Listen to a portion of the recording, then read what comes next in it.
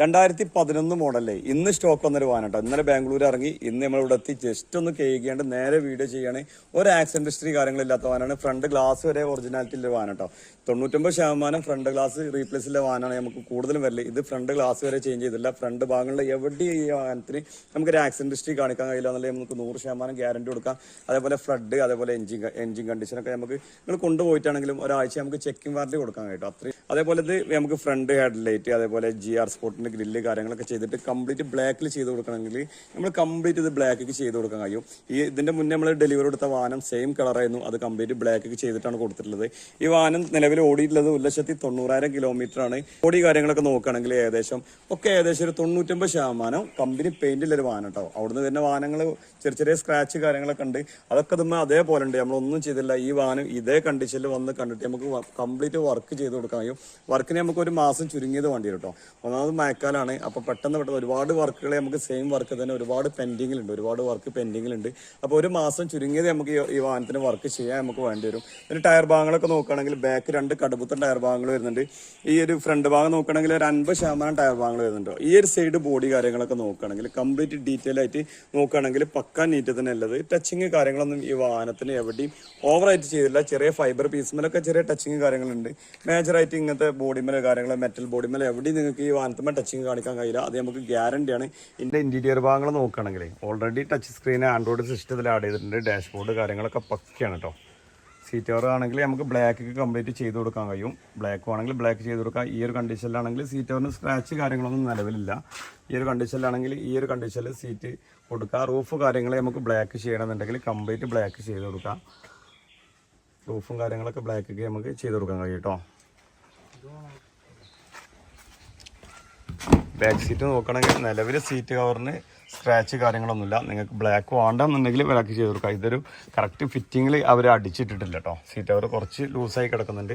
അതൊക്കെ നമുക്ക് ബ്ലാക്ക് വേണമെങ്കിൽ കംപ്ലീറ്റ് ബ്ലാക്ക് ചെയ്ത് കൊടുക്കാൻ കഴിയും.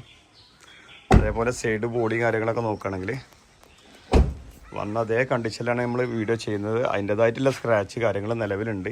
ഈ ഒരു ബമ്പറിൻ്റെ ഈ ഒരു ഭാഗത്തൊക്കെ സ്ക്രാച്ച് ഉണ്ട്. മേജർ ഡെൻറ്റിങ് വർക്കോ കാര്യങ്ങളൊന്നും ഈ വാഹനത്തുമ്പോൾ ചെയ്യാമല്ലോ കേട്ടോ. നമുക്ക്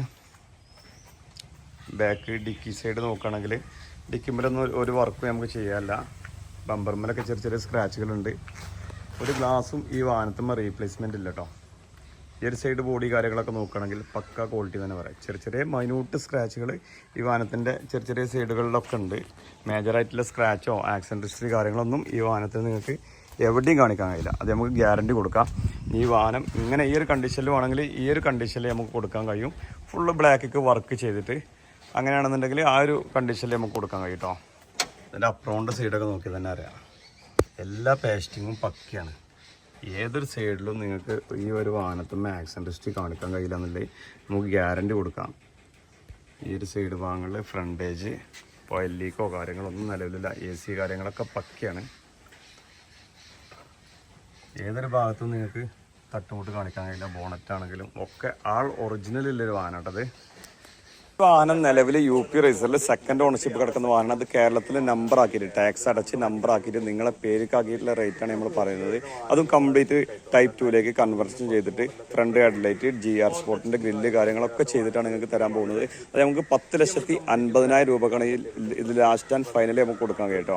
അതേപോലെ തന്നെ മേജർ ആക്സിഡൻറ്റ്, ഫ്ലഡ് കാര്യങ്ങൾ, engine complaint, gear box complaint ഇതൊക്കെ നമുക്ക് ഗ്യാരണ്ടി കൊടുക്കാൻ കഴിയും. ഈ വാഹനം നമുക്ക് വർക്ക് കംപ്ലീറ്റ് ചെയ്യണമെന്നുണ്ടെങ്കിൽ 1 മാസം 1.5 മാസം നമുക്ക് ടൈം വേണം കേട്ടോ. കംപ്ലീറ്റ് നീറ്റ് ആൻഡ് ക്വാളിറ്റിയിൽ വർക്ക് ചെയ്യണമെങ്കിൽ 1 മാസം 1.5 മാസം നമുക്ക് ടൈം വേണം. അത് കംപ്ലീറ്റ് തീർത്ത് ടച്ച് ആൻഡ് പോളിഷ് ചെയ്തിട്ടാണ് നമ്മൾ കൊടുക്കുക. അതിൻ്റെ ഇൻറ്റീരിയർ ഭാഗങ്ങൾ ആണെങ്കിൽ ഇൻറ്റീരിയർ ഭാഗങ്ങൾ ബ്ലാക്ക് ഒക്കെ ചെയ്യണമെന്നുണ്ടെങ്കിൽ കംപ്ലീറ്റ് ബ്ലാക്ക് ഒക്കെ ചെയ്തുതരും. അങ്ങനെ നമുക്ക് ഗ്യാരണ്ടിയോടെ ഈ വാഹനം നമുക്ക് കൊടുക്കാൻ കഴിയും. നമ്മളെ ലൊക്കേഷൻ വരുന്നത് മലപ്പുറം നിലമ്പൂർ കൂറ്റമ്പാറ എന്ന സ്ഥലത്താണ്. നമ്മളെ ചാനൽ ആദ്യമായിട്ടാണ് നിങ്ങൾ കാണുന്നതെങ്കിൽ ഇതുപോലെ നല്ല വീഡിയോസിനും വേണ്ടി ചാനൽ സബ്സ്ക്രൈബ് ചെയ്ത് കൂടെ മറക്കരുത്. که خوردم از دهان بندی در این دریا